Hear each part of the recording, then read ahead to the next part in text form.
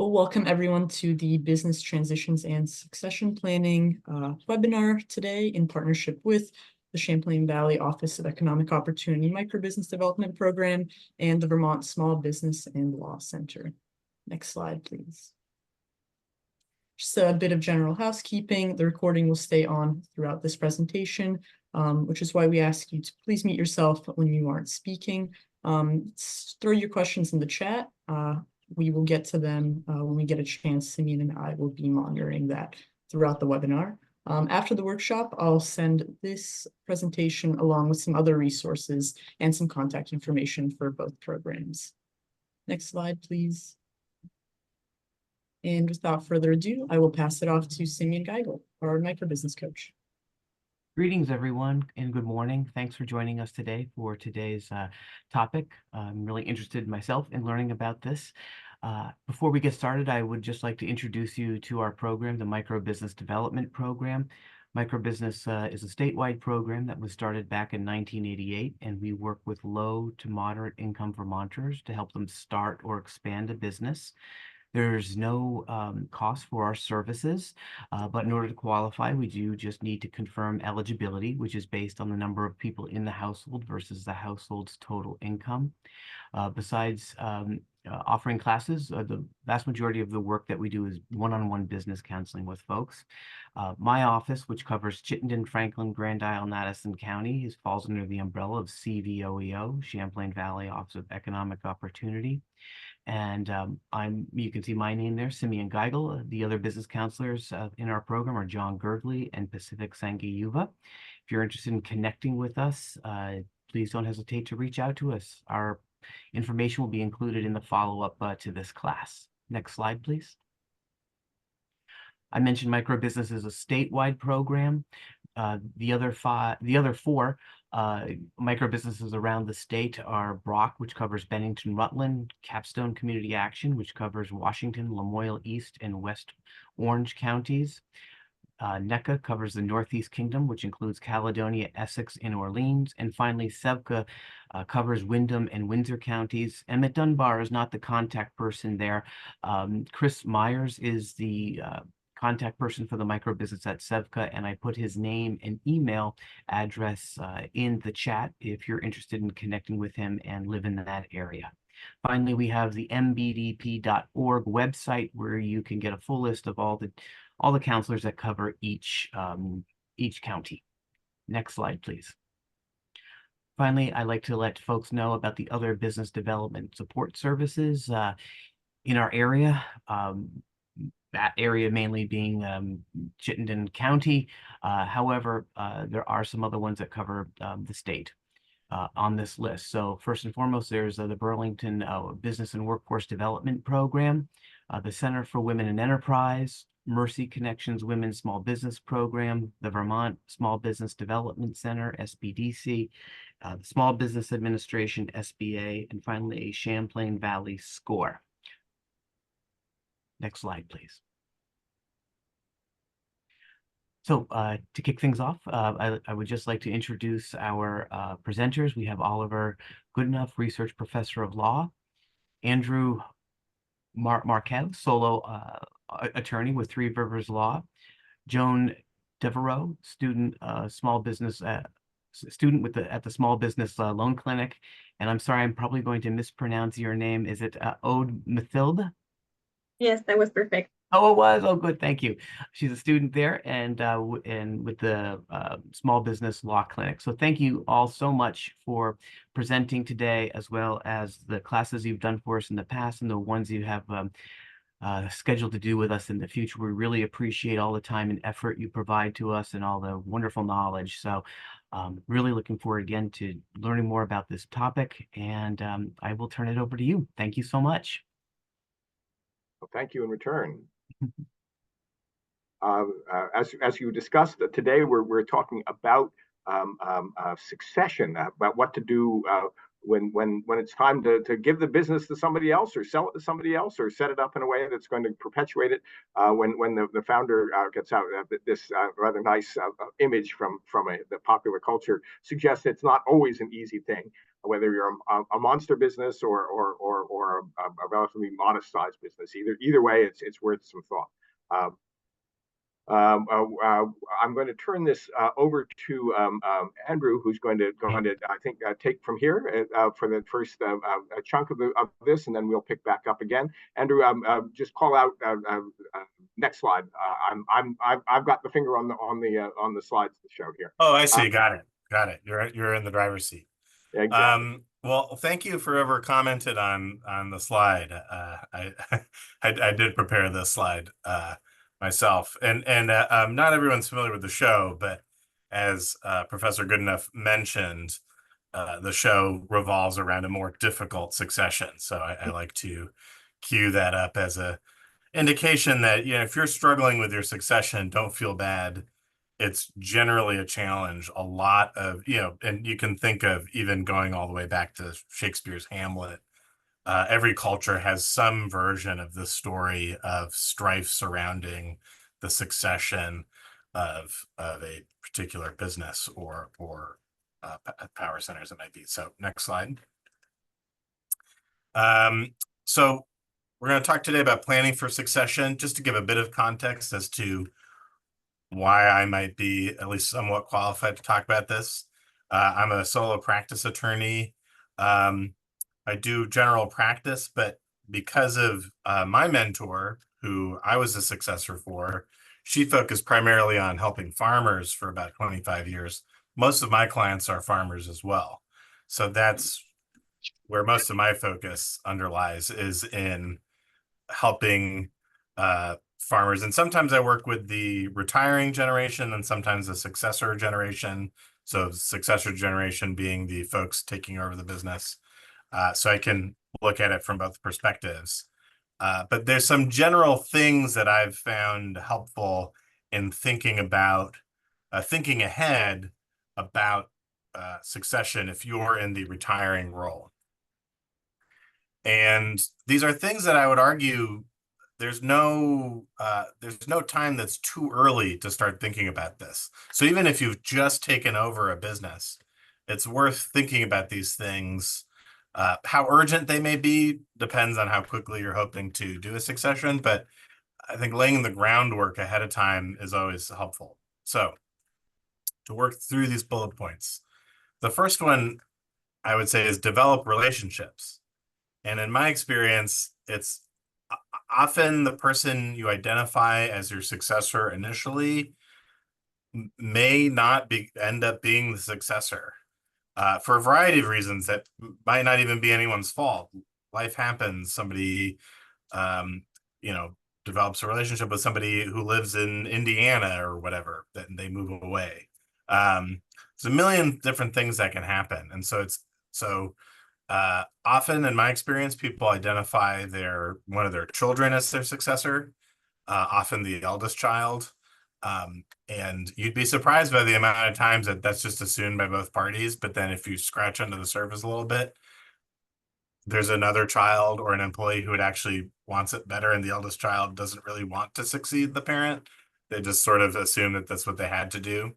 And as that process continues, sometimes the parties realize, oh, this is not the best situation. So in that dynamic, if you have a really good relationship with your eldest child who you want to succeed in the business, but actually it's your youngest child who has all the skills and you don't have a good relationship with them, that could be a big problem potentially. Or, if you don't treat your employees well, or et cetera. I'm sure that's not true of anybody here.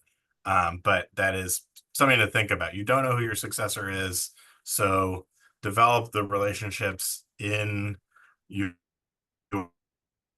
such that that there's no bridges being burnt.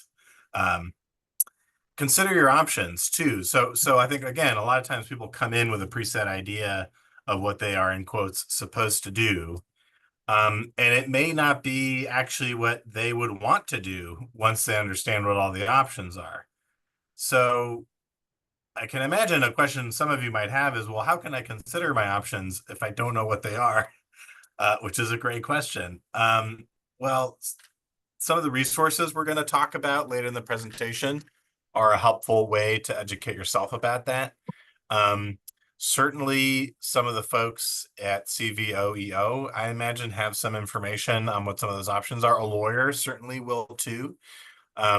I know sometimes folks hesitate to go to a lawyer until you know what you want. But I would say that, just a tip, a lot of lawyers will offer a free consultation for a limited amount of time. It might be 30 minutes, 45 minutes, an hour. And if you reach out to them and say, I'm thinking about planning for succession, I don't quite know what I want, I'd like to have a consult with you, ask them about a free consultation.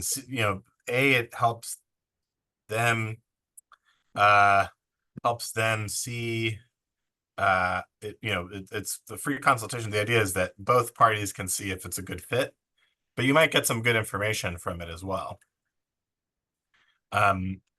So that's part of considering your options. We'll maybe touch base on that later as well. Managing debt. This is a challenging one. I believe me, it's hard to, as a small business owner, to not have some debt, and it's always difficult to manage it with different things that are happening. But to the degree that you can, minimizing the amount of debt you have at the point where succession happens opens up your options. Some of the most challenging successions I've had to work through involve the retiring farmer having a lot of debt. And it wasn't even necessarily, I mean, there's some challenges interpersonally, but even when folks are in agreement and getting along well with each other, it just constrains you a lot as to what is possible, and is a difficult setup. So maybe that might seem obvious. Forgive me for bringing it up if it is very obvious to you, but it's very important. I try to mention it whenever I can. The next bullet I have here is right sizing the business. And what I mean by that is figuring out what size the business needs to be in order to make the transition happen smoothly.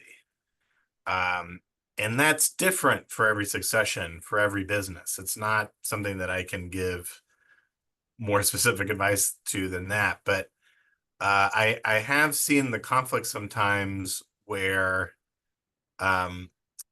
the one scenario is the retiring business owner is really focused on winding down because they're hedging their bets, but actually a bit of a wind up leading up to the person taking over will help them be able to pay for, a brief aside, another difficult thing about succession often in the farm context is the retiring farmers are living on the same land that is the land that's productive, and so that land is going from having to support one couple in later age to that couple plus a young family, growing family, and making that same amount of land support both can be a challenge. So that's one example, but the opposite may also be true. Sometimes the retiring business owner, they've been doing it really well. They've been managing a lot of accounts. They're thinking, in order to survive in this market, we have to expand.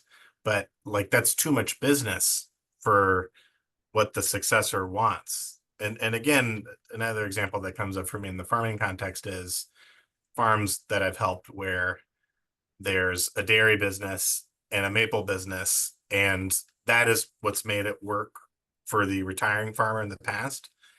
But actually there's, they have two children and only one of them is interested in the dairy and only one of them is interested in the maple, and splitting them apart sort of works better for their needs. So being able to be flexible for that. That's not exactly downsizing, but it's there's two smaller businesses that emerged out of one larger one, and that worked for that family. So it'll be different for you. It'll be specific to you, but thinking about, it's not just the size of the business that works for me, but like, what is the successor's setup? And hopefully the successor is clear, understands enough what their own needs are that you're not having to guess. They can just tell you.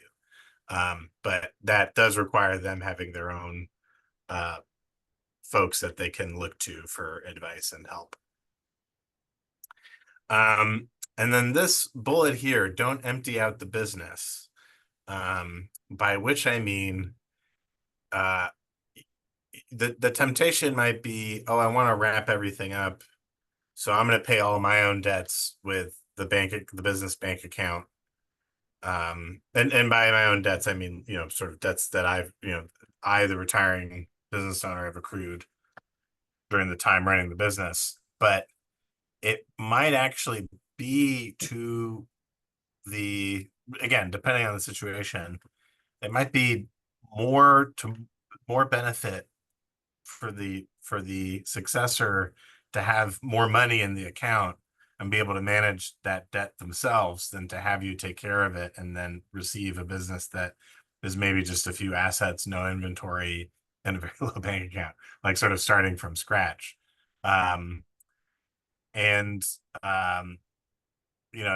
It's again, I mean, I think that's something that you should consult with if you're getting help from folks from CVOEO, they'll have more information on specifics.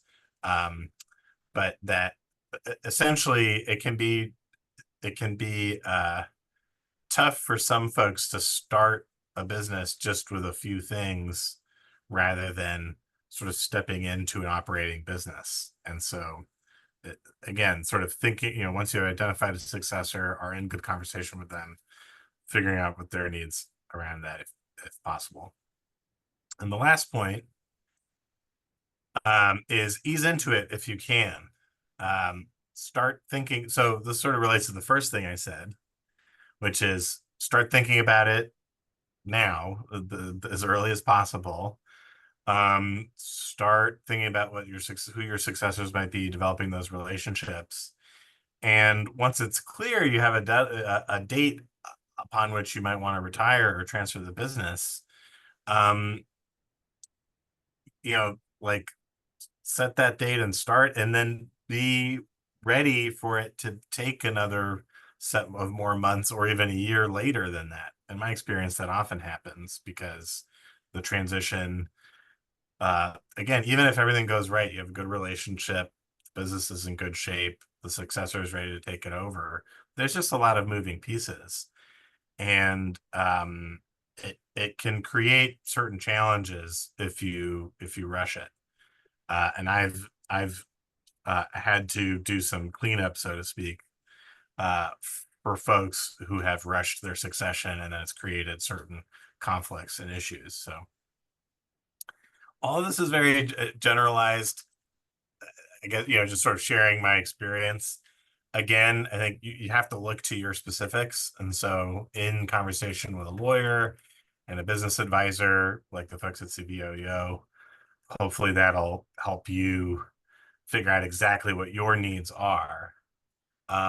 But if I can wrap this whole slide up in a bow, the main thing I think you should be taking away from this is starting early, be open-minded, and try to set up the business so that somebody can take it over, and be flexible. If you're not just going to sell the business or close it, which are also, again, potential options, which require their own amount of planning. But if you're really planning, saying, no, I want somebody to take it over, I want this to continue, then it's definitely doable and very rewarding, from what I can tell, but it has more moving parts to it. So next slide, please.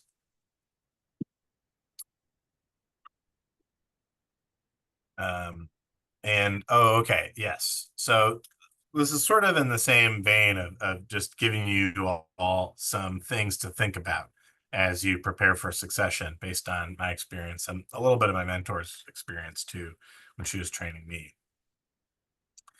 And again, some of these might seem obvious, but I'll get into it. You'd be surprised the things that, things that seem obvious at first, and then when you start thinking it through, there's many aspects to it.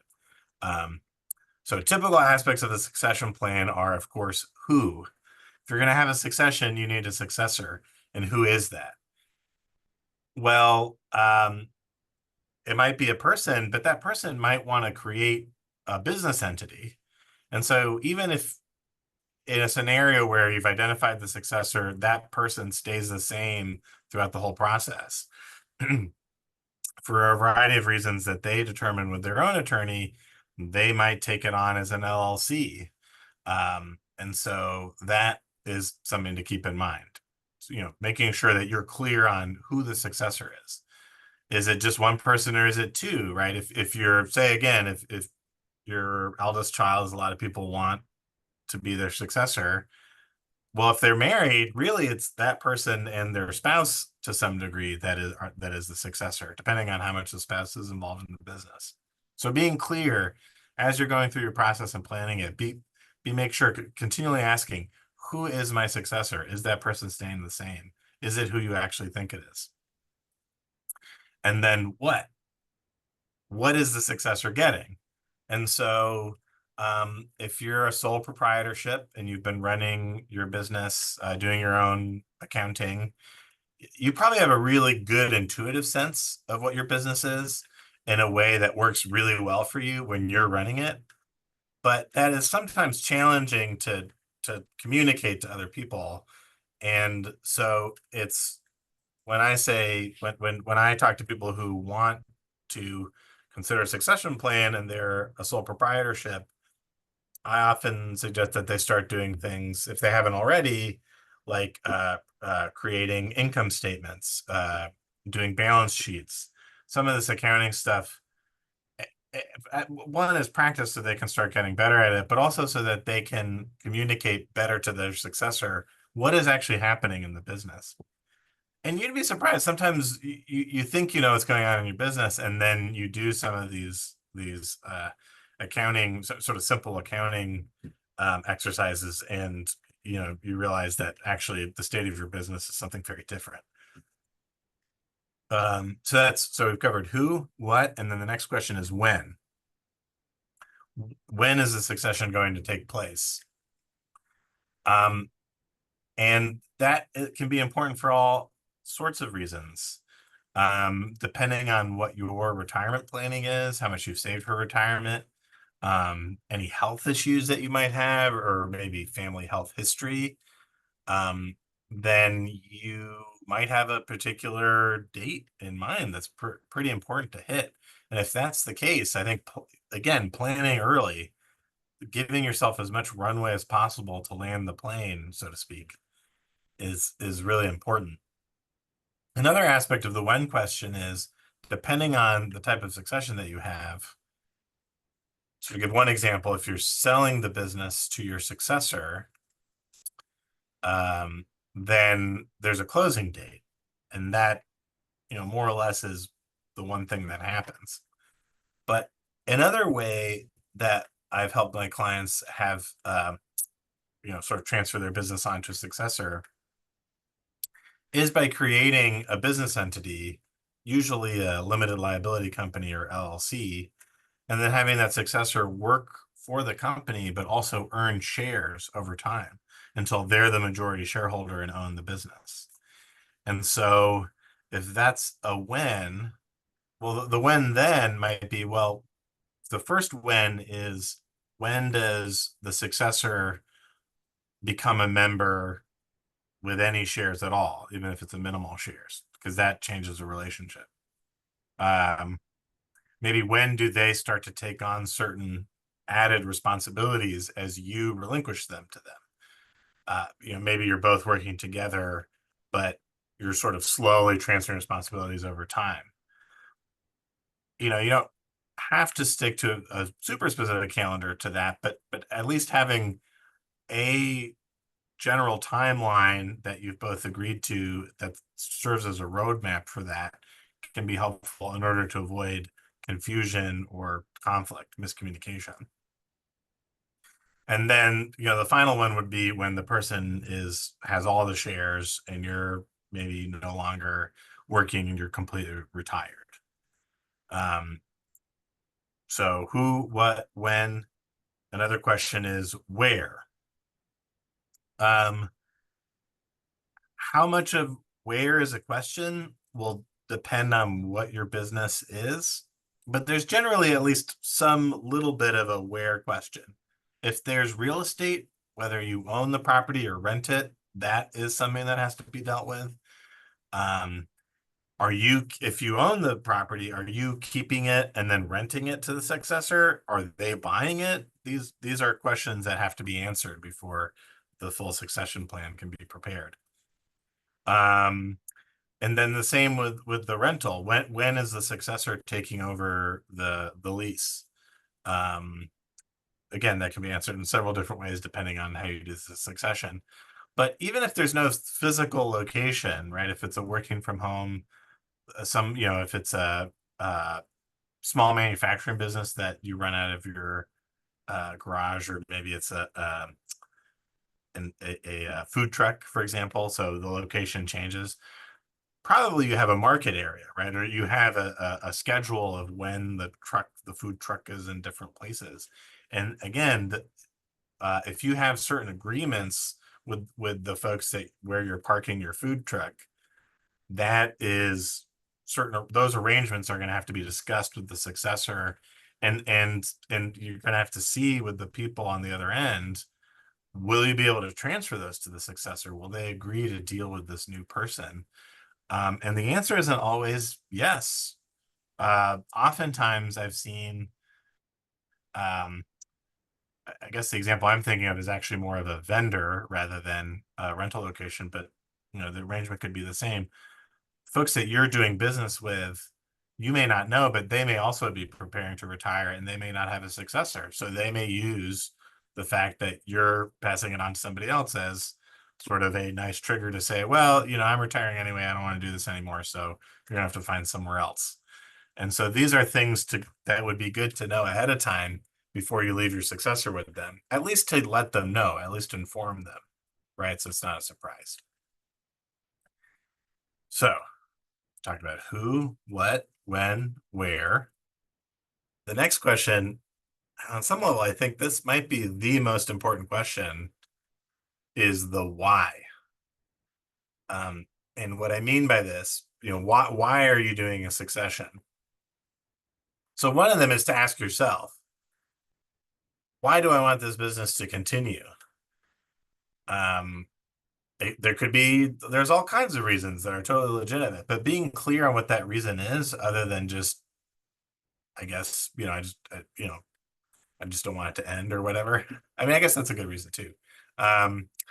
But whatever that reason is, being clear on it and communicating that to the successor to see if it matches their reason.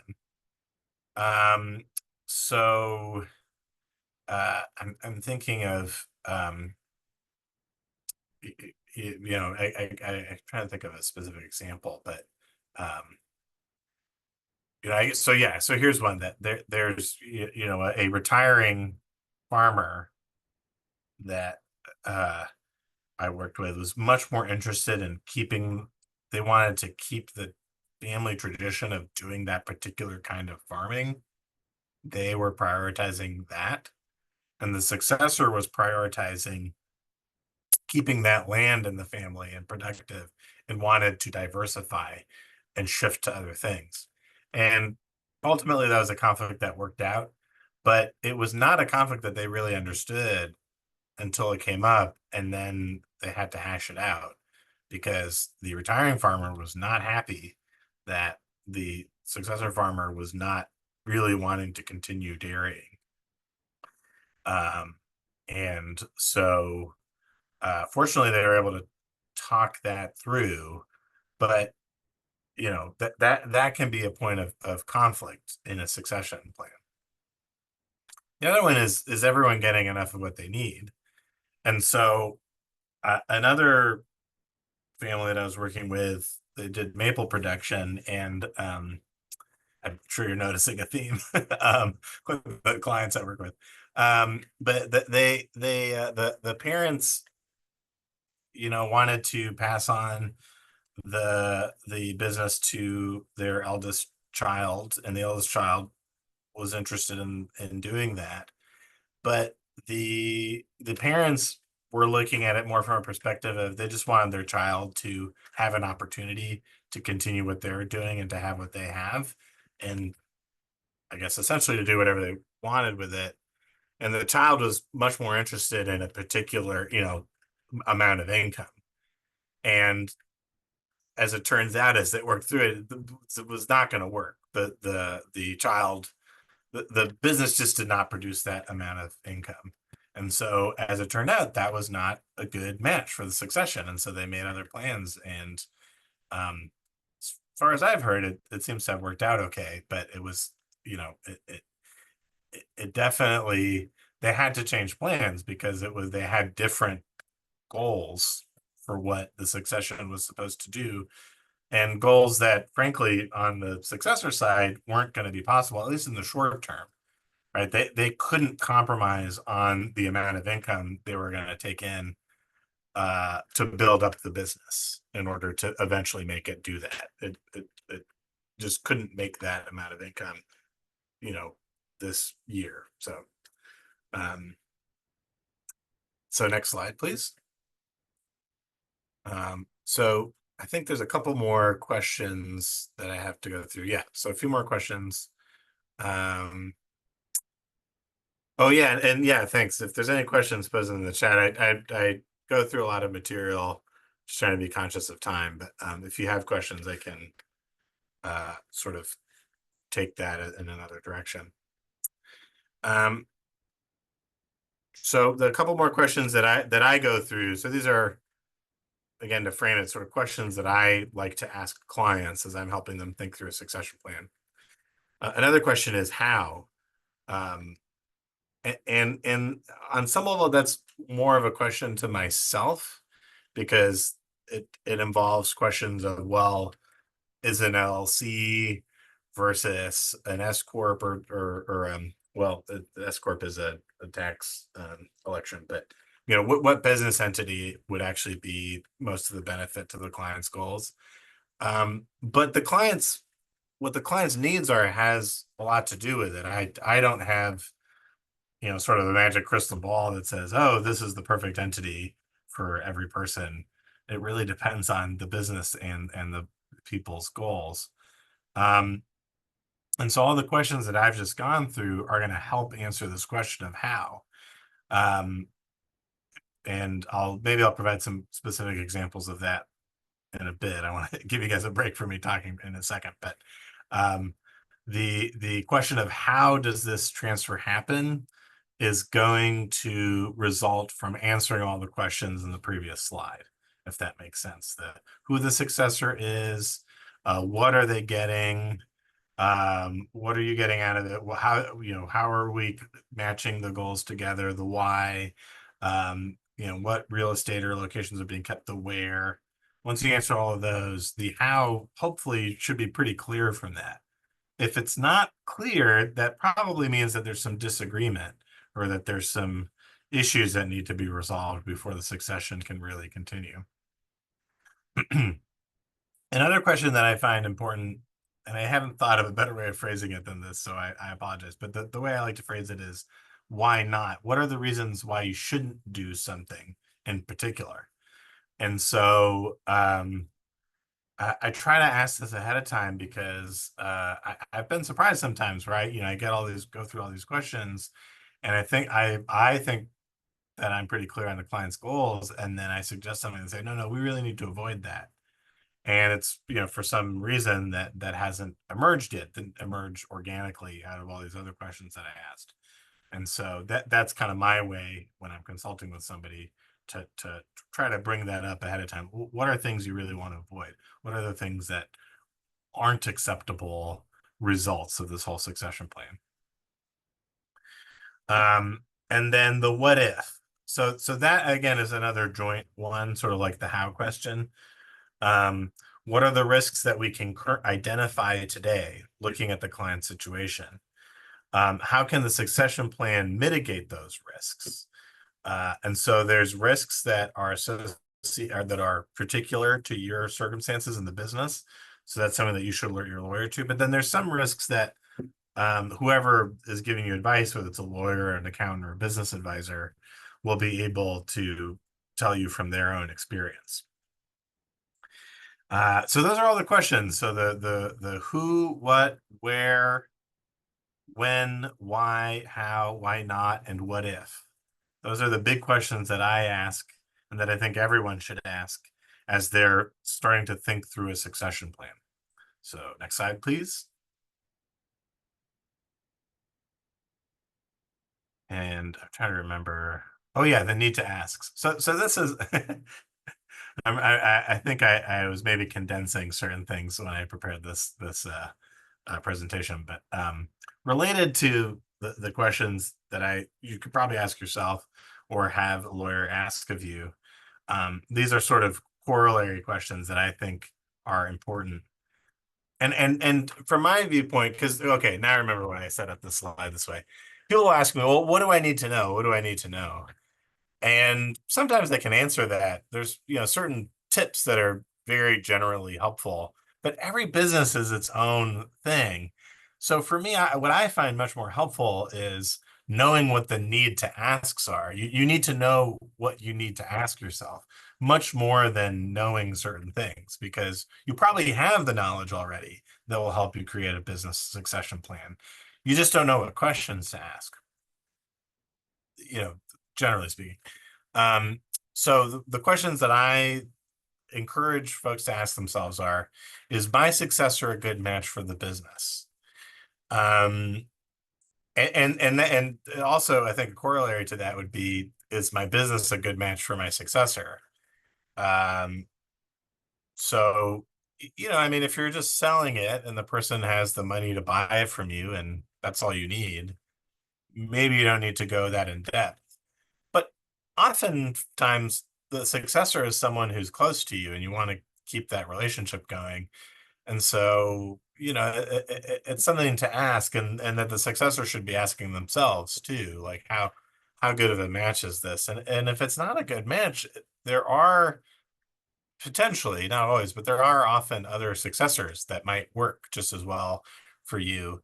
And that person might have other opportunities that might work better for them as well.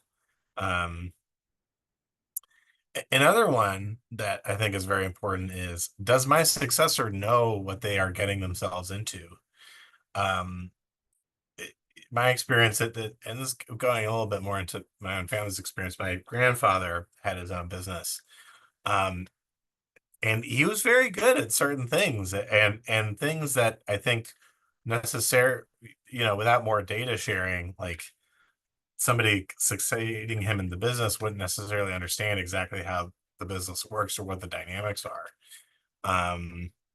And again, it's to everyone's benefit to be clear on what is, again, going back to those earlier questions, what is the successor getting? What is the actual exchange that is happening? It's important for you to know that, but it's important for the successor to know that. And it's actually for your benefit for them to be entirely clear on that too. Because if you're not sharing all the information with them, that might create a claim against you in the future. Now, there is a right way of doing it. You don't want to give them all the information right off the bat. You want to make sure that they're serious. You may want them to sign what's called a non-disclosure agreement, something that, it can be a simple 1 to 2 page document, essentially that they are receiving this information for the purpose of reviewing whether or not it makes sense for them to be able to take over your business. And that they agree to not share that information or use that information in a way that would help your competitors or compete with you, should they decide to not go through with that succession. But if you've reached that point, if you know they're serious and they're willing to sign an agreement to not use your information against you, you should share everything with them. There's no, and I don't know, I'm curious about Professor Goodenoug's perspective, but at least from what I've seen, there's really no benefit in holding back once they've signed that agreement. And if they walk away from it, then that's information for you too. Then that maybe allows you to pursue other options that might be a better fit. So that's that question. So does my successor know what they're getting themselves into? The solution to that question is sharing data once it's appropriate. The next question, the need to ask is, does my successor need all the business or just part of it? That goes back to another thing that we talked about, right sizing. So again, to use that example of the family where they kind of split the dairy and maple, and that worked out better for the two successors. And again, what is right sizing is going to be very unique to your business, but that's a question to be asking yourself. What size does my business need to be to help me retire and leave? And what size does it need to be for my successor to take it on and succeed? And hopefully, again, to that, is the business and successor a good match? Hopefully those two, the size for you to be able to leave successfully and the size for them to be able to succeed are the same. If that's true, then that's probably another sign that they're a good match. If it's wildly different, that might be an indicator that it's not a good match. The next need to ask is my successor getting from me what they need to succeed? What does it cost me to provide that? So one example that I give in this is a couple of my succession plans where the retiring farmer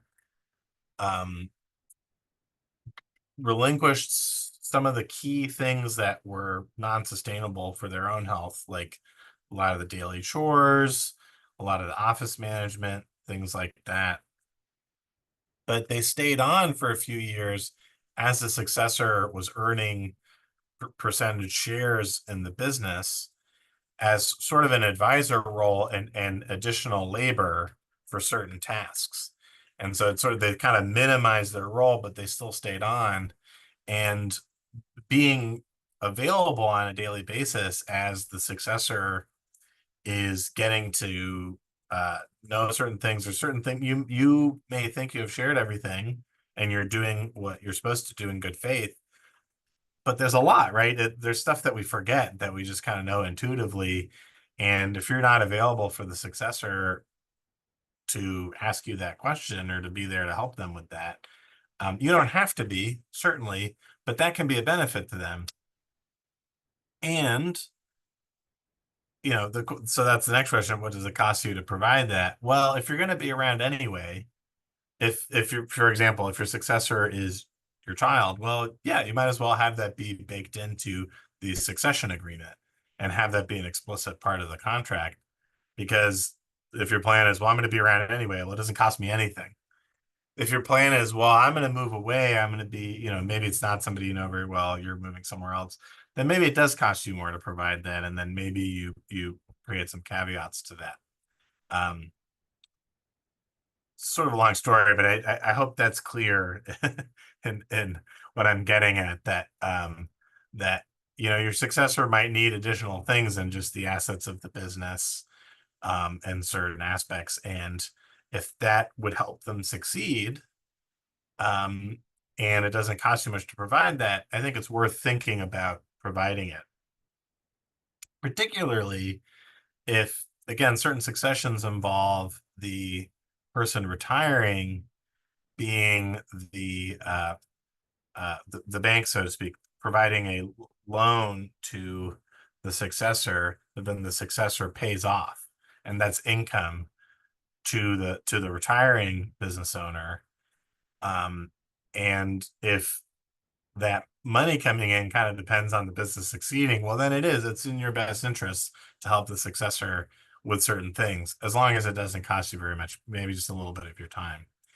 And one example I'll give is my business that I sort of took over from my mentor, a different LLC, but she I took on some of her clients when she retired, that she agreed, she volunteered to be available. We started out by meeting once a week to talk over things and for me to ask her questions for about an hour, and then that turned to once a month, and then now I call her maybe a couple times a year. But that transition time was really helpful to me as I started to understand what the aspects of running a solo practice were. And at least initially, all my clients were the clients she had just been working with. So there's aspects of the file that I didn't know or didn't understand, and so she was very helpful for that. The last two need to asks are, what am I getting out of this? And the second question is, what do I need to get out of this? And at least in my experience, retiring business owners tend to be tend to be stronger in one aspect of this than another. So if you're good at advocating for yourself, you're probably already pretty good at asking, what am I getting out of this? But you also have to, if you're planning a succession, you're already, maybe you have also priorities that aren't necessarily just maximizing your own profit. And it's good to remember that, to try to balance it. Like, well, what do I need to get out of this? Maybe if there's some wiggle room between what am I getting and what do I need, that might be of some help to your successor, which, again, depending on your situation, might be worth considering. More frequently, at least in my work with farms, the problem is not so much that they're not being generous enough, but that they're being too generous to their successor. They've really made this commitment to being a working lands enterprise and keeping this going and keeping in the family, and they're really leaving themselves with nothing in order to set up the next generation to succeed. And then I think the question is, one, well, does the successor really need all of that? Can they still succeed with a little bit less? Maybe, maybe not. But it's worth going through that analysis to ask that question. And also, what if you have certain needs as well as the retiring business owner, and so to check in and make sure that you are, at least as a baseline, meeting those needs before you make any concessions to the successor about what they might need to succeed. So again, it's what are you at, with the deal. So the two questions really connect with each other, which is why I've bolded them both. And to reframe it, it's what am I getting out of this is the deal as currently structured, as currently contemplated, what is it that I actually receive? And then the follow-up question is, what do I need to get out of this? Are my needs being met? And again, depending on, what am I getting out of this is in relation to what do I need. If what I'm getting out of this is way above what do I need, then you have some wiggle room to maybe make concessions to the successor if they need them, if they ask for them. But if what you're getting at it is way below what you need, well, then I would argue you really need to reconsider the deal. It needs to be set up so that at a minimum, you're getting what you need to get out of it. And again, I can provide some examples, but generally it's either a purchase price that pays for what your needs are, or an amount that a payment, continuing payment that meets your regular needs. So Professor Goodenough, you were essentially right. It is time for the next slide. No matter what, so we've talked about a lot of questions. I'll try to review them a little bit so that you can remember them, and I think you're going to get these slides too. But a key takeaway, I would say, is that no matter what, it's really important to try to get familiar and develop a relationship with an accountant that you like, that you have a good working relationship with. I will say there aren't enough accountants in the state right now. It's a bit challenging to find one. But if you do find one and you do work with them, hang on to them. A good accountant is really invaluable. Another thing is accept that a succession is going to cost you money. Hopefully not too much. That kind of goes to the are you getting out of it what you need question. But it's going to cost you some money. You can't, at least up front. It's even if you profit in the end, you have to accept the succession process is going to require some expenditure. Also, know that everyone is probably going to have a different vision of how things are going to go. And so keeping those communication lines open with the successor, being flexible, at least, within the universe of still meeting what your needs are, being open-minded, but it's even when you think like, okay, clearly after that last conversation, we're 100% clear, it's written down. You'd be shocked by how frequently people come to completely radically different conclusions reading the same thing. It's the whole reason our profession exists. So just continuing communication. I would say not taking it personally when the successor comes to a different conclusion than you. Be firm on what your needs are, but just say, oh, okay, well, clearly there's a misunderstanding. Let's keep working towards a compromise.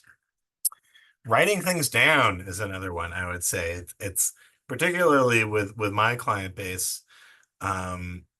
It's changing a little bit generationally, but particularly my older clients come from a generation where if you have to write things down, it's an indication that you don't trust the other person. And it's hard to work around that because, at least in my experiences, you can have a good relationship, but people forget things, understandings change over time. It's good to write things down, and it can be as simple as an email, but it's the more things are written down, the less shift I find there is between the different parties on what was agreed to. And I mean, I don't know, this is a hard one to pull off completely well, but at least keep in mind that what you're aiming for is an exit where everyone gets along, or at least reasonably well, right? If your exit is such that everyone's relationships are totally for the worse, then that can also lead to its own issues. Next slide, please. And so I'll talk a little bit about too. So I think it's easy to think of a business succession as being purely, in quotes, business law. But in my experience, there's actually, if you're planning a business succession, there's a lot of different aspects of the law that get involved. So if there's real property, i.e. real estate involved, if you own the property your business operates out of, and there's a possibility at least that part of your succession plan is going to involve selling that property to the successor.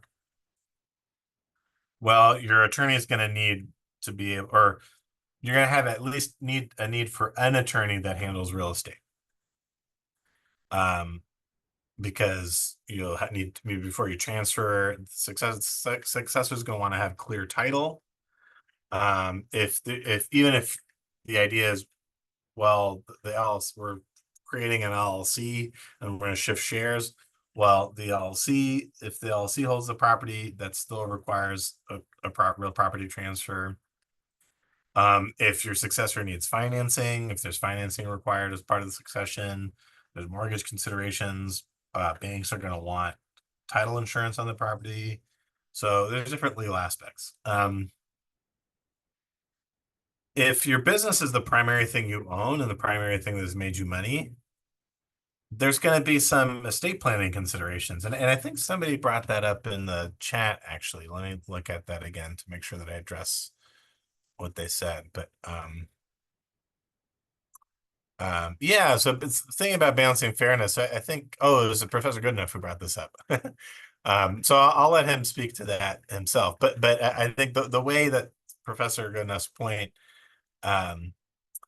fits into this as well is, so for one example, if one of your children is succeeding in the business and they're receiving the business, well, how does that leave your other children in terms of what they've gotten from you? Maybe the easiest way to make it all sort of work out fairly in the end is that those other children inherit more. That's for you to decide. That's for you to figure out in consultation with your attorney. But it's a good thing to think about. It can create some family strife sometimes, some issues with your estate later if one of the children feels like they got nothing in the end, and whatever child got the business got everything. And as this bullet point says here, family conversations can be difficult. So just keep that in mind. But I think the difficulty can be eased somewhat by starting early. If your retirement and your eventual passing away are well enough in the future, then it's a little bit easier to have some conversations, at least in my experience, with your children about what that inheritance and succession might look like, when it's a little bit more abstract and gives them more time to process it. If you're on your deathbed and talking about it, that's way too late. But even when you're about to retire, that's also probably too late. I'd say at least 5 to 10 years, maybe 10 years from when you're thinking about doing succession is a good time to start having these conversations. And I will say, I mean, this is as much of an acknowledgement as it is a tip. Balancing the things you need to do in order to keep the business going and make it successful, and what would be ideal in terms of treating all your children fairly, often conflict with each other. And finding compromise between those, you often, at least in my experience, often folks have to end up leaning more towards favoring one or the other. And that's challenging. But, I think that's, again, yet another reason to think about these things earlier rather than later, so that you can get input from your family. Again, maybe your children aren't that concerned about it, and if that's the case, then that frees you up a little bit.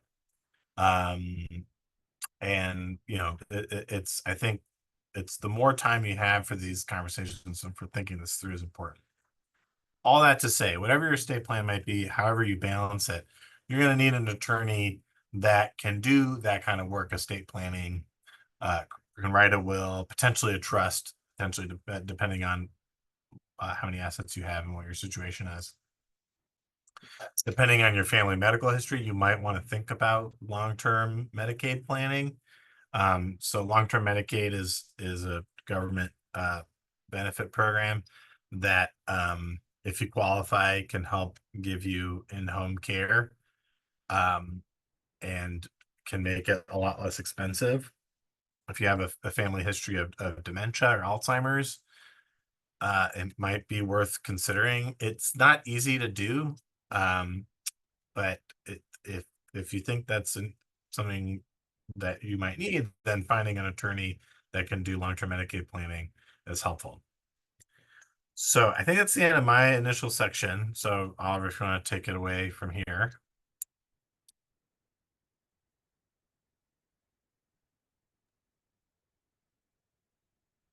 Thank you so much, Andrew, for that great coverage of the classic sort of succession planning approach on transferring your business to the next generation in some ways. 2 or 3 quick comments, if I may, of what you provoked me to think. One of them is that we should understand that what Andrew has been talking about is a very classic pattern. Typically, how to get the business on to the next generation. Very often families, sometimes friends, sometimes honorary family. Anyway, what it's basically doing is passing it on within our close circle, typically children, but not always. And in that case, the production of dollars, the production of money from that transition is a secondary goal, perhaps. Again, it's not to say that it's not a goal. Frequently, there'll be some kind of buyout involved in these circumstances, some kind of transfer. But selling it is not transferring in this kind of context. That money piece is typically not the sole goal or even necessarily the primary goal. Rather, it's keeping the business going, keeping it going within the family or friend group. That's what we're looking for. It's a very classic approach to a kind of a succession. But I want to point out that there are 2 or 3 other ways we can go do this, and that's one of the things we're going to be moving to in a moment. One of them is a sale. A sale for dollars, a sale for money, a sale to somebody outside that inside group of family or and near family. And that is a very common way to do this in professional practice. This is sometimes the case. Andrew himself pointed out that he took over a business, this law practice from someone who was worked with, was close to, but wasn't family. And I don't know the details of your transaction, Andrew, but my guess is that it was a buyout and not a gift. That there was some kind of financial transaction. And indeed, sometimes the best target for that kind of actual dollar-based sale is somebody already engaged in the business. People who are your senior managers, people who are in a professional context, your co-attorneys, your co-doctor, your accountant, somebody who's involved in that business at a relatively high level, who can then provide that kind of succession, if you like, but it's really not a family-based succession. It's a sale-based. Also, arm's length. Arm's length. I was just reading an article recently on Woodstock has a wonderful outdoor summer dining spot, the White Cottage, and the article said it was bought by its current owner from a different family, from somebody else. This person wanted to run a summer kind of creamy and seafood stand. Cool. That person bought it. Again, it wasn't probably a high value transaction, but it was high value for people involved. And he did that purchase, and that was an arm's length purchase in a sense. And that's what we're going to also be looking at a bit here. A final target, and that's what they're going to be the last of our substantive piece, is the community the interested party in keeping this going? Often we think of the family as having an interest. We think of somebody in the outside business if the business is viable and produces money, but also the community can be there. For instance, think about the general store, or the country store in the community. I've seen this model where in a number of the store sales that have gone ahead in places around where I live in Woodstock. The community comes together and sets up something. Maybe it's a co-op, maybe it's some other format, but the community basically takes on that role of supporting that business and owning that business and purchasing that business. Again, the people selling it need to come out with some money, and that's a way to do it. So we're going to look a little bit going forward at these different ways of transferring. Whether it's through a sale of the business for a more cash basis, whether it's to the community. But we should also remember that the default alternative to all of this, actually transferring the business as a going concern, is wrapping it up. So we're going to talk a little bit about wrapping up a business as well, because not every business can be transitioned. It may be too dependent on the current owner and the current owner's skills and talents. It may be that the current owner runs it at a level of income production which is satisfactory to the current owner, but wouldn't be satisfactory to some other people.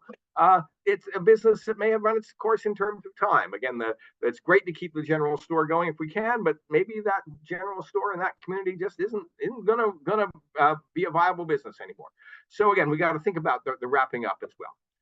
And I'm going to call on a couple of occasions for some help from my students, Aude, Mathilde, and Joanna, and hopefully they can help supplement some of what I know. So, traditional pathways. Dissolution, that was that one I mentioned last. We're going to take this first. What if there's no succession? What if the family's not interested, the community's not interested, I can't find a third party? We got to wrap this thing up. That dissolution is the legal termination of the business. And the legal termination of the business hopefully happens in a way that's managed Unfortunately, sometimes it's a bankruptcy circumstance where there's a set of bankruptcy rules govern. But short of that, how do we just land the business, put it on the ground, pay everybody off, and wrap it up? The whole point of this dissolution really is a legal process whereby we first of all tie up all the loose ends, and that really involves figuring out who's owed what, who owes the business what. How do we balance that all out? So it's a time of collection. It's a time of finishing off. Sometimes business pieces will be handed off, maybe for a little money, maybe just because if it's a plumbing business, who's the successor plumber? They're not buying me, but here's a list of 5 folks who will take on my clients. As Andrew was mentioning, accountants. Nobody can get an accountant in Vermont at this point. If an accountant wraps up their business, then who do they try and hand their clients off to? Are there other accountants who can do that? So we tie up the loose ends, we figure out what we owe, we figure out what we've got coming in, we marshal the assets, as it's sometimes called. We apply those assets to paying off the debts of the company, get it clean, and then walk away. But walking away involves typically some kind of legal termination. If the company has a status, if it's an LLC or corporation, there are ways to dissolve that company, legal steps to take to make sure that that's wrapped up. And as is pointed out here, there may be certain conditions in the bylaws or operating agreement, making sure that the legal restrictions that may apply to that particular business get used. By the way, there's special rules for dissolving a nonprofit. Dissolving a nonprofit involves passing on the assets to a nonprofit. And that would be a piece again of that kind of what are my restrictions when I wrap it up? What do I need to do? So it's mentioned here that in that liquidation process, it's worth remembering that there's often tangible property, computers. Hey, I can sell my computer for a little bit. I can sell the company car. There's a bunch of things we can do to wrap it up. There's also sometimes intellectual property, and that's worth paying attention to. Are there publications? Are there trademarks? Are there things like that? Because sometimes, again, those may have some value, even if the concern isn't sold as a going concern. There may be pieces of that have some value, and they are worth remembering and thinking about as this goes forward. Again, this is not every business owner's dream, because most business owners are hoping to see what they built will go forward. But this is something that should be realistically considered. And that actually brings me to another general point, which is as business owners go through this process, and this builds on some of what Andrew was talking about, it is very important to be honest with yourself and to be realistic about what can happen. There may be this kind of dream that, my kids will take this over, as you heard Andrew talk about, a particular kind of farming. We've always done this in our family. This is my dream. This is what I want to see happen. Be realistic. Do your kids want to do that? Does some third party want to do that? If they don't want to do it, turn it loose, give it away. A part of selling a business is selling stuff. Part of transferring a business is giving some stuff away. I had this vision. It's somebody else's vision now. I try and find somebody who's going to be consistent with that. That's one of my goals. But it is somebody else's vision now. Give it away. And again, be honest with yourself about that. What you're going to be able to affect, what you're not going to be able to affect. And if one of the things is that we've just got to dissolve this thing, okay. Knowing that and acting with that methodically and with good planning is going to make a happier outcome for that dissolution than it would be if it's just forced upon a business owner late in the process.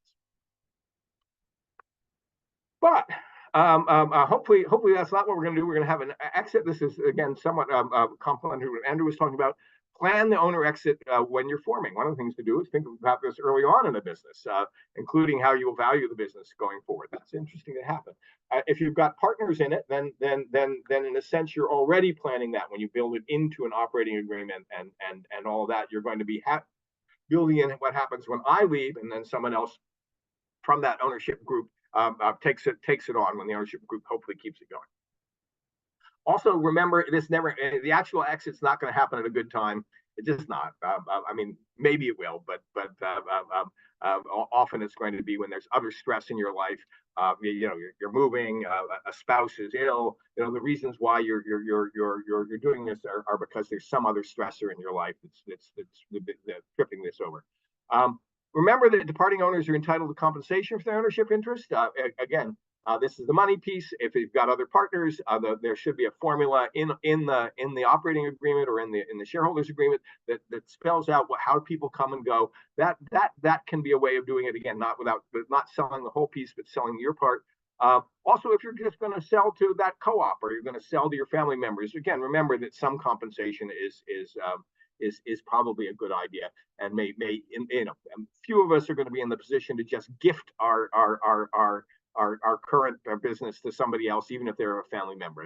We're going to need that some piece of that income. Again, if you're selling a professional practice, who's taking it over?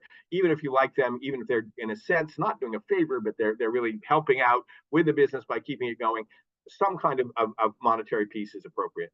And again, protecting the business intellectual property. If that's the property that is in the current owner, remember that's a piece of what you're passing on. And it may need to be dealt with separately. All right, so we're going to sell this business. How do we go about that? How are we going to do that?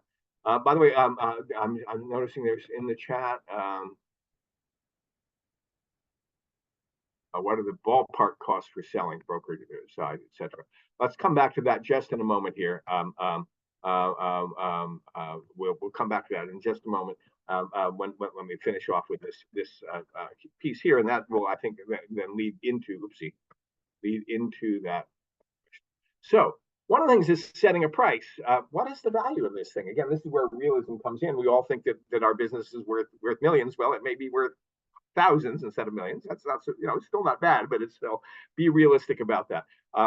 It does include goodwill. It's not just the assets of the company. Again, suppose you're a creamy company, you've got a creamy stand. The value of the creamy machines is pretty limited. The value of the fact that everybody knows that they go out to that particular creamy stand on the summer night is worth something, and that's the seller's goodwill.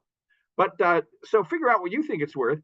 Don't get too attached to it because as negotiations go forward, it may be actually even a little higher, but often it's going to be a little lower. A willing buyer has to meet a willing seller on a price, and it's worth testing that price out. Find some folks around.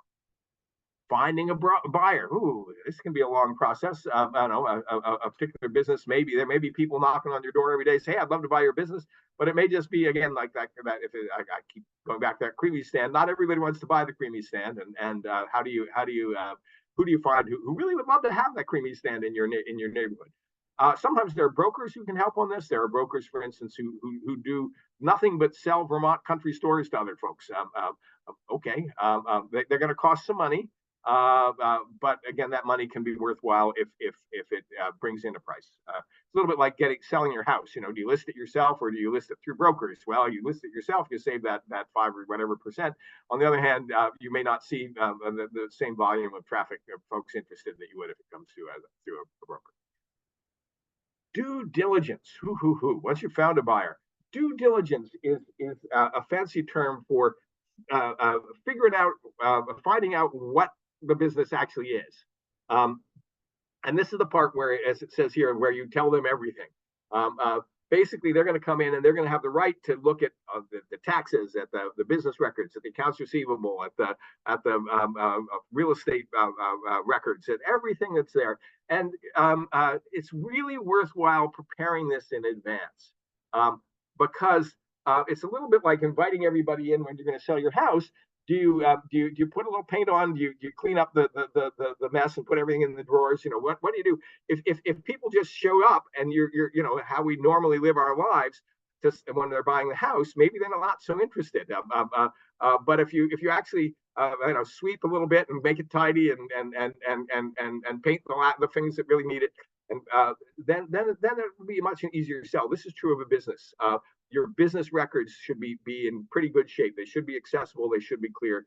All of this is preparation in advance. Means when the folks who are interested in buying come in, they don't look at a mess. They look at something that's orderly and understandable. So please, if you take nothing else away from this, if you're going to face due diligence in the sale of your business, understand that you want it to look good. You want it not lie. You're not going to lie about anything in this, but you want it to look clean, well managed, all of that good stuff. Negotiating a purchase and sale agreement. Whoa, hang in. This can be frustrating. Even for smallish businesses, there can be this documentation can be relatively lengthy. This is where you, in addition to saying, "Hey, I'm buying the business," you say, "And by the way, the business consists of," and here's a long list of everything that the assets that everybody's getting. By the way, we make representations and warranties, basically promises of fact, that we actually own that car that's in the business list. What's the ownership structure of all of this? What are we standing behind? Where are the problems? What are our debts? Do we have an environmental problem? All of these are the things that are going to be considered in the purchase, if it's a good arm's length purchase, and then dealt with in the agreement in a way that will be truthful and satisfactory in both directions. So can be long. I had a good friend who was buying a business that she worked for. It was a moderate sized business. She was a good business person. She nearly went nuts with this part of the process, because she came. I wasn't luckily her lawyer, but she came to me and said, "My lawyers are making me crazy." And I said, "What are they doing?" And basically, they were going methodically through each of these issues. And on the one hand, it was making her crazy, but on the other hand, it was kind of what is often needs to be done in an arm's length transaction. The final step that one hopes for is the closing, and the closing is when the actual signing, the handing over the keys, handing over the dollars. That's the moment when it all comes together. And the closing, the week before the closing, is when everybody's going particularly crazy, because I know the last minute stuff. Oh, you don't really own that car. Oh, I thought you did. Well, yeah, but what do we do about that? And then hopefully, if there's enough value on the table and there's enough dynamic, we'll get over those hiccups. We'll settle them. We'll say, okay, we'll exempt out the car. We'll do whatever it is, and we close, and the business goes over to the new owners, and the money comes to the former owner. And then after that, there's sometimes called post-closing stuff, where you tie up loose ends. Yeah, okay, there was that one account receivable. You're going to go chase that and try and collect it. If you do, the money comes in. Cool, that goes to the purchase price. If it doesn't, guess what? We have that adjustment. So there's some tying up of loose ends that goes forward. Again, this is a kind of a process that very standardized. Big companies do it. Small companies do it. It's the kind of thing we do. Are there any questions, by the way? I'm happy to answer questions. We go forward on any of them. I did promise that we'd come back to the question. We had a question from Myers Bagels. I believe it was, as the slide stated, this will have costs of the succession sale. What are the ballpark costs for selling? Legal fees aside, business broker fees, flat fees, etc. Andrew, you want to join in on this one for just a moment? We've got, I think it's a question. Sure, yeah.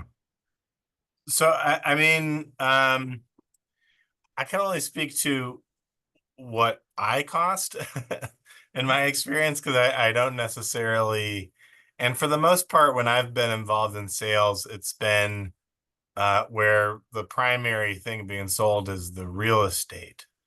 But so I guess for the legal side, and there's different price ranges, but I think for the buyer side of a commercial farm transaction, it's come out to somewhere between 3,000 and 4,000 or so. Recently, when I helped someone sell a farm, the other attorneys, it was a much bigger farm, but the other attorneys' buyer's side charged 8,000 for their representation. So, I think depending again on the size of your business and what's being bought, that percentage and what attorney you're hiring, that percentage might change. And I would say, as you're saying, that depends really on what's going on. Right. If it's a business with some complication, a lot of that's not kind of thing. You're looking at some 10,000 or some multiple thereof, even in Vermont. If it's a relatively straightforward piece where there's 4 or 5 principal assets and they're reasonably free and clear, and we're just going to manage that, then what Andrew is saying is absolutely the ballpark. You're allowed, by the way, to talk to your lawyer in advance and try and set boundaries, try and set caps and things like that. So you can sometimes negotiate on that.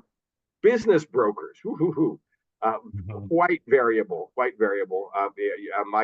My own little bit of experience. You're not going to find anybody for certainly nobody's going to be less than 5%, probably not much less than They could go up from there, 15, 20. Andrew, do you have direct experience with some of that? Again, you got to figure out whether it's worth it or not. I haven't actually dealt with a business broker in my line of business because it's generally there's an identified successor. Or in family rather than outside family. Yeah. Right, but even outside of family, there's often in the farm context, farm business advisors that are providing this work as a free service as part of. So, I don't know if the folks watching, if they qualify, I don't know how CVOEO works, but depending on their situation, they might qualify for a small business advisor type person that might be free of charge. And sometimes those folks will be able to do some matchmaking for you as well. But yeah, again, I think it depends a lot on what, your particular situation. But exactly. And again, a good broker can be worth it. If they can find that buyer who wants this particular kind of thing, cool. Because we can't necessarily do that ourselves. And hopefully they pay for their cost by a better financial outcome in the transaction. With a broker, it's key 2 or 3 things with a broker. One of them is whether it's going to be exclusive or not, because exclusive really ties you up. If it's going to be exclusive, then at the very least, a termination clause of some kind that lets it be broken fairly easily is probably a good idea.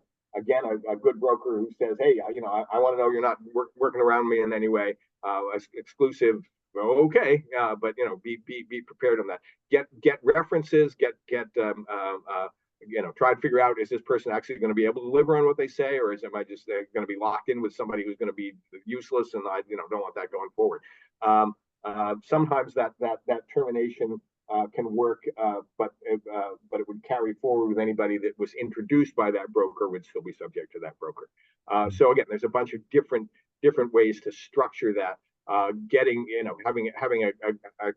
in with a good one early on is a key element, and again, reputation, references, that kind of thing can at least provide some protection on that piece. Myers Bagel, do you have further questions? Did this cover what you're after?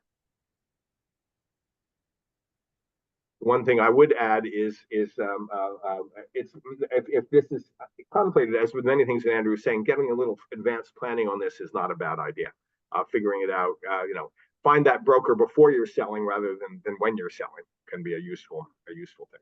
Having a relationship with somebody in that way. Hi, Professor Goodenough. I'm just breaking in here to suggest that if Myers Bagels wants to unmute to follow up with your question, if there's any additional information or questions around this, of course, he or she can feel free to do that. And if not, don't worry about it. We'll move on. But let us know what you want to do. You're all set. Okay, great. All right, then we'll move on. Okay. Oopsie. Sorry here.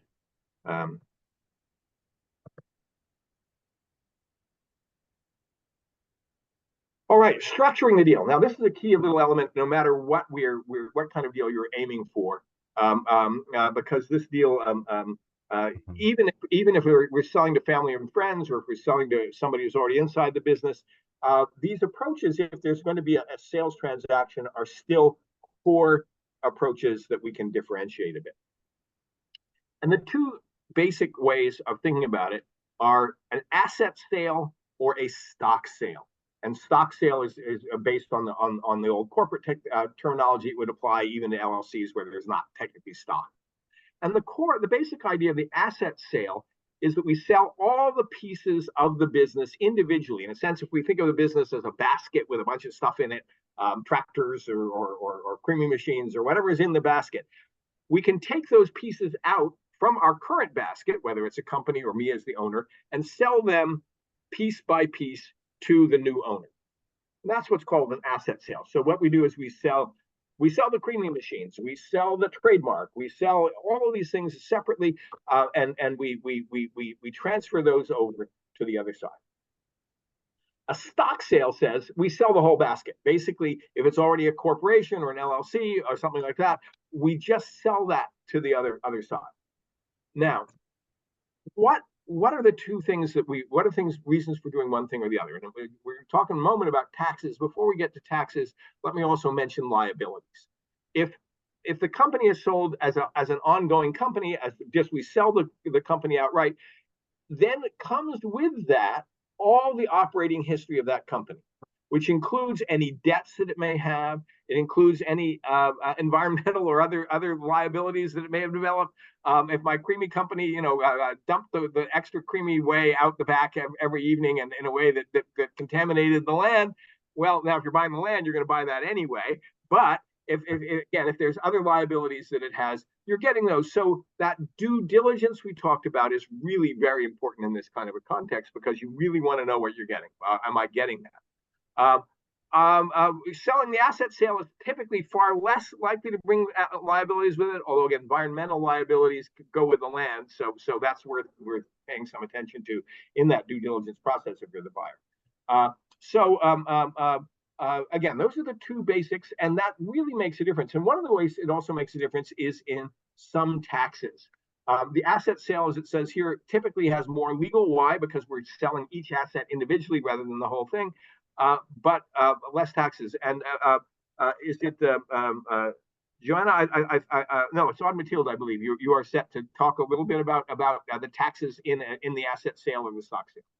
Yes, more generally, from a tax perspective, sellers might prefer a stock sale depending on the type of entity. Because if I take the asset sales and there is, for instance, a C Corp, there is a double taxation. So that means that after the sale of the assets by the C Corp, the company will pay corporate taxes at the ordinate rate. And then in order for the shareholders to receive the after-tax proceeds, there will be a distribution of dividends to them. And this dividend is taxable a second time at the shareholders level, and it is taxed as a capital gain tax rate. So I will talk about. So that would mean that at the stock sale there would be more tax basically because of the double taxation for the seller. The seller would typically view more taxes. Is that correct? Yes, it is. Okay. But it is the opposite for the buyers, so that's why it's a little confusing. Yes, exactly. So because of the buyers often now have a marked up basis in that stock, they can if they sell the stock, they may have less taxation. Although, yes, because of the depreciation and the amortization of the depreciations. But the other side of the asset sale is, by the way, that there's also the buyer has a marked up basis now in each of the items, and so the items can be sold individually with a marked up basis rather than the whole company with a marked up basis. That would be the case in the stock sale for the buyer side. All of this is very fact specific in what happens with it. And until that, is it possible to have a general view of this, or is this something that we really just say be aware of these and then go talk to your accountant? Sorry, I didn't apologize. I'm just leading you into a question, which is essentially the answer to which is go talk to your accountant on this one. Yes. As saying that that finding accountants is not always easy, but there is a complicated interplay of the seller's taxes, the buyer's taxes. What is the nature of the asset? All of these can be a factor in deciding whether it's an asset sale or a stock sale. So again, the core questions are: one, what's the liability approach? Two, what's the legal cost approach? Three, what's the tax consequences both in the short term and the long term, and understand that there may be some conflict in those tax considerations between the buyer and the seller, and that would have to be part of the negotiation on the approach. Matilda, would you have anything further to add on that? Yes. So for the asset sales, I talked about the C Corps, but for other entities such as the S Corps or the LLCs, the income is taxed once only at the shareholder level, and it's at the capital gains. And so for the capital gains, there are two types. There are the long terms and the short term. For the long term, it is when an asset is held for more than a year and then the taxes are lower at a lower rate. It is either at 0%, 15%, or 20%, depending on the taxable income. And for the short term, then the assets are held for less than a year or for 1 year, and it's taxed as the ordinary income tax brackets. Sorry. So there are two different types of taxation depending on the entity for the asset sale. And that is the big difference with the stock sales, because for the stock sales, there's only the capital gains. So again, with the long term and short term. Again, thank you, Mathilde. What she is pointing out is that the consequences can be quite different, whether the seller or the buyer is an LLC or or an S corp, which are pass-through kinds of taxation, or a classic C corp, which is where the double taxation comes in. Again, the layerings in this is quite complicated, and one that requires talking to an accountant or a lawyer in a very specific context here.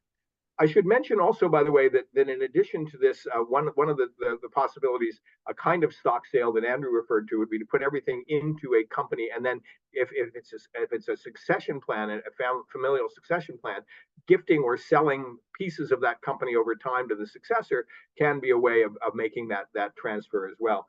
If there is going to be gifting, it's worth paying some attention to gift and estate tax, although the levels at which those kick in are now pretty high at the federal level, and a very prosperous farm might bump up against some of that.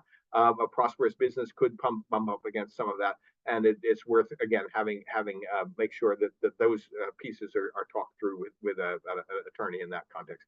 Andrew, do you want to add any comment on that? No, that's perfect. Yeah, that's what I was going to bring up. So, okay. Another piece of this is financing. Beyond cash, sometimes there can be outside lenders. Again, particularly say we're selling within the family, but we do want some cash to come out. Can the company take on maybe some debt, which is then used to finance the transaction of buying out the current owners and doing that? Seller finance can be there. Again, the seller can have take a note on the sale of these assets, and their questions are like, is it senior or junior? Do we make it subordinate to bank finance that may exist? Is it secured or unsecured? The assets of the company secured or not? All of these are questions that have impact for the company going forward, so that the successor may not be terribly thrilled if there's a bunch of secured debt on the company. But on the other hand, that may be how the seller is assured that they've got a reasonable chance of getting repaid. Another question is, as was mentioned, is the seller's ongoing involvement in the company. Sometimes the seller will be wanted to help manage for a while. Sometimes the kids or whoever is the new buyer can't wait to get the seller out of it. Quite variable and depends on the circumstances.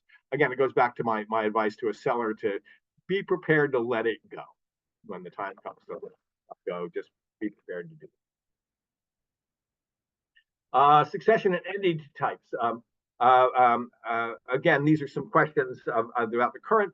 What do we need to have in line to do this? I see we're getting closer to our time, by the way, so I'm going to speed up a little bit through some of these. Lack of capital. If the successor can buy shares, that can mean the purchase can happen over time. Again, these are questions that may lead to how we structure this. Lack of experience. If the transfer happens over time, the seller can help stick around and help ease the new buyers into it. Lack of certainty. The successor doesn't want to buy into a business without securing their investment. Shares are a tangible thing they can sell back. So sometimes we could have a buy and sell back, which would undo the transaction if after a year there's buyer's remorse. Again, the seller isn't going to be keen on that one, but maybe that will make the deal go if we need to get the buyer involved. Succession and entity types. This is a different lecture that we should do at some point, just because, as you can see off of this, there are all kinds of types of corporations and things, LLCs, with different kinds of LLCs, different ways of structuring things. Three of these are what we're going to look at in any detail at all. One of them is the LLC, the limited liability company. And the limited liability company is a very important way of owning, buying, selling, transferring companies. It is most appropriate in contexts where there are going to be a small number of owners, one or a small number of owners, and those small number of owners are going to be working all together in the project in a way that is going to make them all engaged in it. That you can have what's called a manager-managed LLC, which involves more passive ownership. But again, an LLC works best small groups of people coming together under an agreement to be co-owners of this business. Corporations have lost some of their luster to LLCs, because the LLCs are good for that small group. Used to be many more closely held corporations than there are now, because the LLC does so much of the job. The corporation is particularly useful in contexts where there's going to be a lot of different owners working together in a more kind of owner democracy style thing, the voting of shares, all of that kind of thing, directors, boards, all that. It is particularly important if there's going to be access to national style financial capital. Tech companies often start up as corporations. Why? Because the tech company are hoping to raise money in that kind of a context. Less suitable for a family farm, in all likelihood. Andrew is shaking his head. Maybe. I'm not going to say you can't use a corporation in this context, but the LLC. Oh, no, I was agreeing with you. Mm-hmm. Yeah. Sorry, that shaking in my head meant to be agreeing with you. Oh, okay. Yeah, I think you're spot on. Yeah. It's just, it's going to be more appropriate. So those are the two ones for commercial style entities. And we're going to talk a bit about co-ops going forward as well. That's the last of our big topics. So all these other things are there. Different lecture. We have materials available on our website about entity selection and all of that, but not so much in this context. We're going to talk. You have the farm succession as an example, Andrew. You were after you for a minute here. Well, and I think I've talked about a lot of this actually, so I'll go through it really quickly. But like I said, there's no typical succession. Everything's unique. But often, just to give an example of how this might work out, in my experience with farms, what would be a fairly typical succession might include the creation of a limited liability company where I now would draft an operating agreement for it. There'd be a bill of sale for the farm assets from the current owner into that limited liability company. So the limited liability company owns what, at least in my sort of term business, we would call the productive assets rather than the land base. The real estate is often the most valuable piece. So to create a trust for that with the retiring farmer as the initial trustee and beneficiary. The idea is to avoid probate. And then a lease between the trust and the LLC for the farmland. And then wills for the retiring farmers, sort of would be called pour over wills into the trust. If there is no trust, then the wills are even more important. But wills, regardless, is usually a key part of that. Potentially an employment contract if the LLC is hiring anybody, or even if the successor is going to be technically an employee of the LLC as to begin with. Medicare long-term care planning is part of the package of what we would do. Discussing whether or not there's any gifts being made and figuring out how to make sure that they don't trigger the tax reporting requirements. And then, is the business remaining whole, or is there a piece splitting off of it? So that's kind of a typical farm succession planning package. And you'd find that that's not too different from some other things. For instance, if instead of farm you said a construction business or an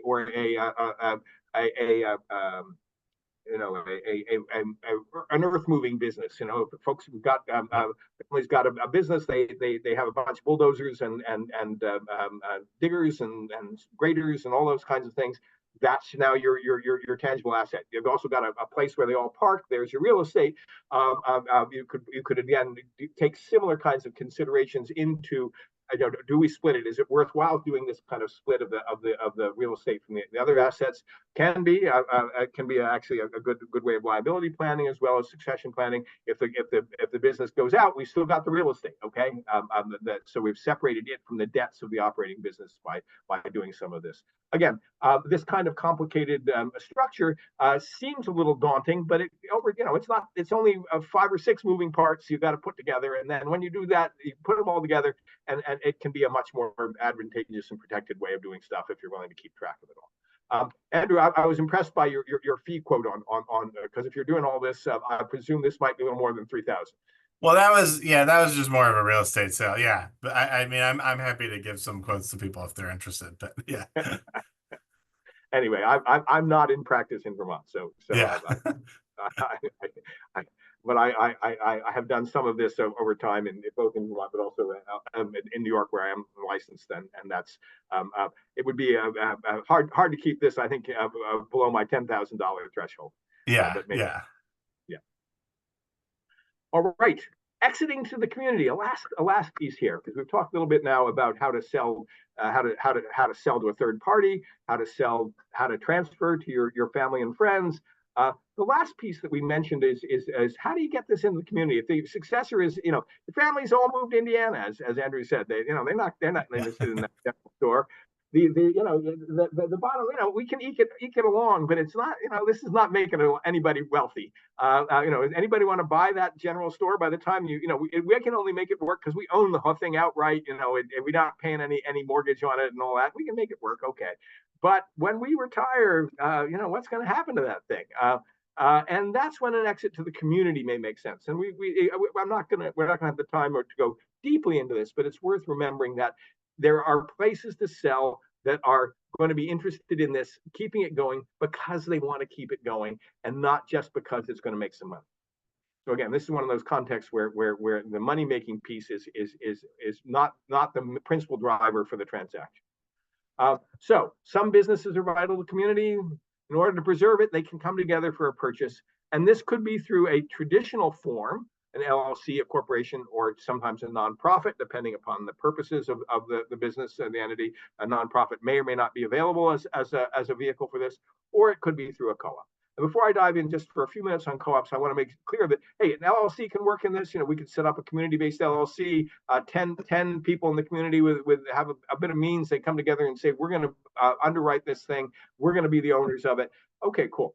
It could be the general store. It could be the local pharmacy. It could be the creamy shop. It could be a dairy. It could be a bunch of things.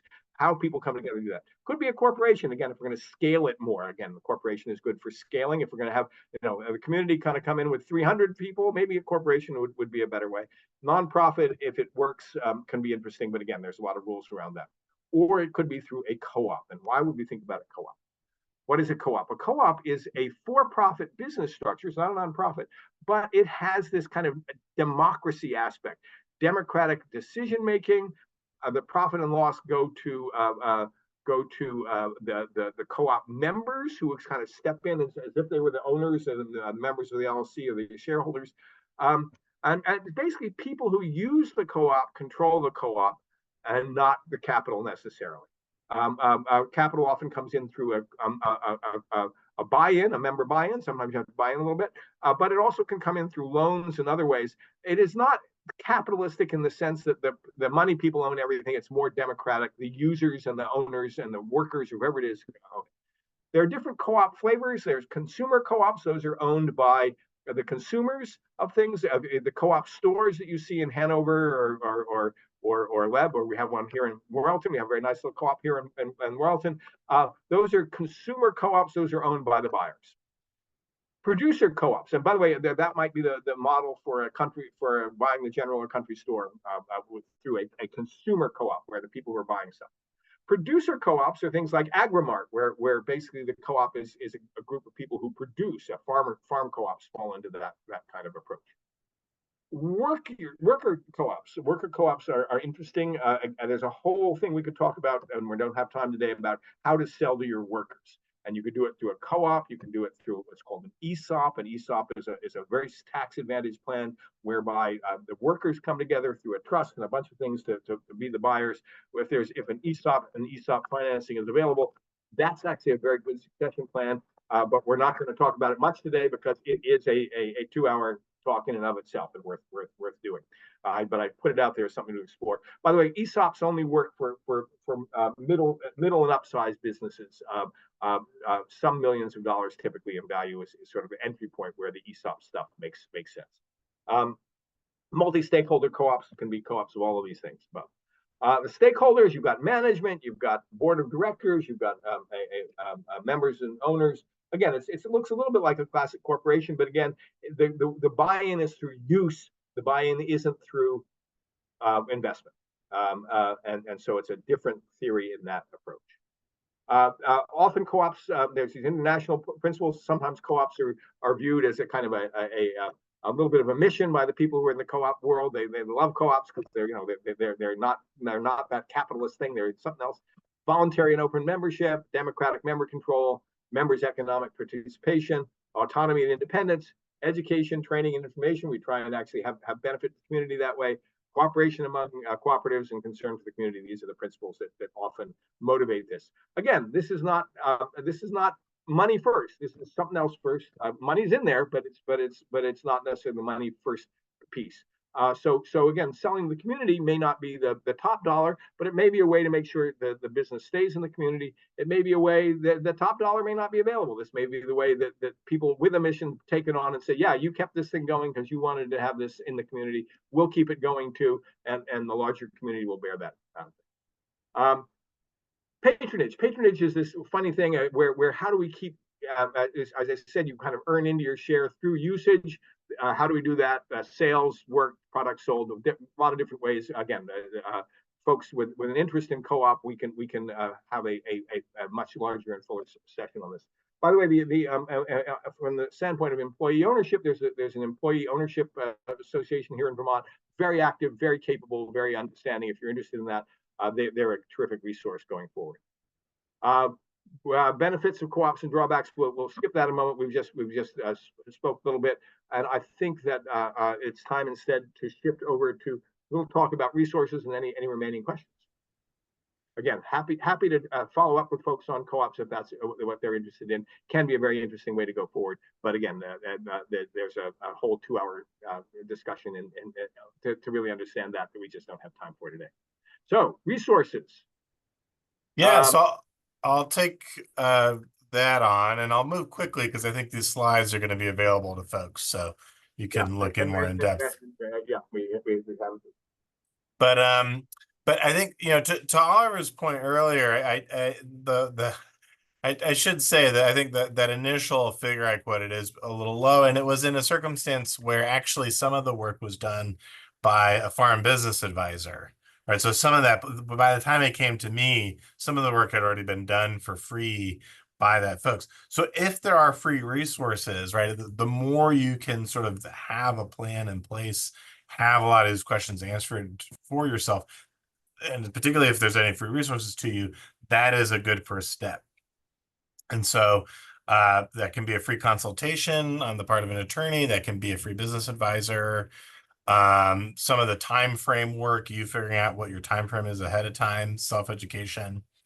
And so, and I will say, even from if you're paying the professional, if you're doing it over time, that $8,000 over 4 years hits differently than $8,000 over 6 months, right? So even if the amounts are the same, having that time frame be longer can be very helpful. So next slide, please. Speaking of self-education, there's some great resources online, but beware, not all resources are created equal. So some things for analyzing whether a resource is one you can rely on is consider the source, who is preparing it. Are you the audience? And shop around. Before you dive too deep into a resource, see what else is out there and do a little bit of a compare and contrast. So the one I have an image for here is sort of a diagram that was created by a group called Farm Commons. And that is a great resource. Another one is the Legal Food Hub Resource Library that's developed by the Conservation Law Foundation as part of their Legal Food Hub. Now, to the audience point, these are ones that are oriented towards farmers and food businesses, but at least in my experience, a lot of that information is transferable. A lot of those skills are transferable skills. So I would recommend those as a good starting point, and they might give you the language and concepts that are useful for you to be able to then turn around and find other resources or experts that'll be useful to you. And a nice aspect, I will say, another plug for the Legal Food Hub, their database is searchable. so that's really great. And the Vermont Law School as well, Vermont Law and Graduate School, I should say, has some great resources on it, both at the Small Business Law Center, but as well as the Center for Agricultural and Food Systems. So Small Business Law Center obviously is more specifically business oriented. Center for Agricultural and Food Systems, not everything there will be useful to you, but they do have some business specific things. And so I would recommend searching both. And if you look up Vermont Law and Graduate School in your search engine of choice, those things should show up. And yeah, and the next slide, please, if you don't mind. And then these are some other great resources that I think were actually compiled by Professor Dunyak, who I've done this presentation with in the past as well. But these are, these are particularly around some of those cooperatives and other pieces. Yep. Let me point to the Vermont Employee Ownership Center. If it's employee ownership on this co-op, again, this is this organization I mentioned. Other forms of co-ops, there are other resources here that one can. So yeah, so those are some resources and some ways to decide whether or not they're good resources. Is that the last slide, Professor Goodenough? Or a second here. Oops. Yeah, there you go. Yeah, there we go. Hang on. Yeah. Back up. I lost it. There we go. And one more plug for the Small Business Law Center is they have a program, and maybe one of the students will remind me the name of it, but you can, if you can apply for 10 free to you anyway, free hours of legal help. I take some clients through that. What's nice about it too, from the lawyer perspective, is the lawyer gets paid for it at a lower rate, but it's sort of what would be considered low bono work. So you get a free service, the lawyer gets paid some, and it's a nice way to sort of have a test drive, so to speak, of an attorney. 10 hours, especially for a major succession plan, you won't get all the work done, but at least you'll maybe get some preparation work. Depending on what stage you're in, you can get a decent amount of work done for free, and then either continue on with that attorney or find another attorney. So yeah, so any questions? I can stick around for a little bit longer if as can I. I apologize. One of my students, Joanna, had prepared a very nice presentation on the conversion of existing businesses into co-ops, which I have skipped over. Joanna, before we go on to sorry. It's my fault for skipping over that. Anything you would mention on that point, Joanna? Yeah, sure. Basically, we're just taking over some information that were said throughout the presentation. So transitioning takes a lot of evaluation, planning, obviously the members' approval. You need to choose the cooperative type that you're going to go for. A few organizational documents, and I want to be respectful of everybody's time and just basically explain it's a couple of requirements, but all the information are on some of the resources that I posted on the slides. So if anyone is informed or wants information on that, please feel free to check the resources on the slides. And otherwise, we're free at the Small Business Legal Clinic. So we will be more than happy to explain that in a more detailed consult. Yes, let me add that to that plug. That was very good, Joanna. Thank you for that. Adding to that plug, we can do individual, as was mentioned by Andrew, individual consults in addition to the providing the access to attorney for assisted fees.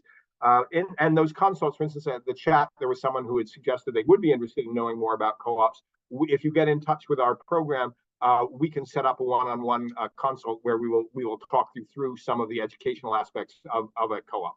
we can't provide specific information because that would specific advice rather, because that would make you our client. We don't do that. We do education, but we'd be happy to work through some background information on how all that might work.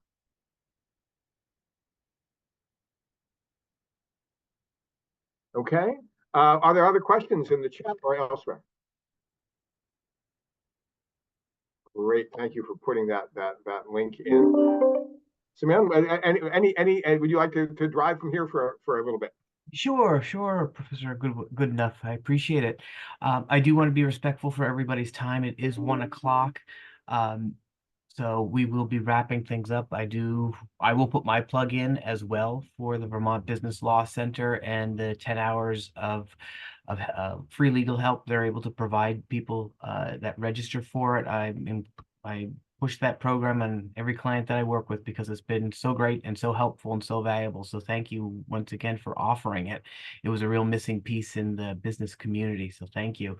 I want to just remind folks that they will be getting a copy of the presentation, which Sophia will probably email out to folks within a day or two, so just keep an eye out for that. Of course, I want to thank Professor Goodenough and Andrew. Is it Joanna? Is that correct? Joanna? Great, thank you. And and of course, Ode, am I pronouncing that correctly again? Sorry. Oh, okay, getting ahead to you, but I am. Yeah. Great. Thank you so much.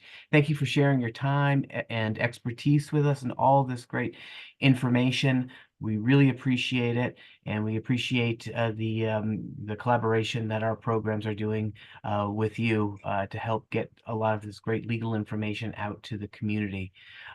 Sophia, can you also please, in the email that you're going to send out to folks, include the day and time and of the next business law class we have coming up, which I believe is more like a drop-in session. So you'll get some of the details to that as well. Once again, thank you everybody for joining us today and appreciate it. And I have to remember to give a shout out to Sophia, who does so much of the background work. I couldn't do it without her. So thank you, Sophia, for all the work that you do. Thank you, Simeon. Yeah. Anything you want to add, Sophia, or did I cover everything? I think that's all. Yeah. Okay. We have the office hours next month, so I will have that in the follow-up email. Great. Thank you. And Sophia, if you don't mind hanging on.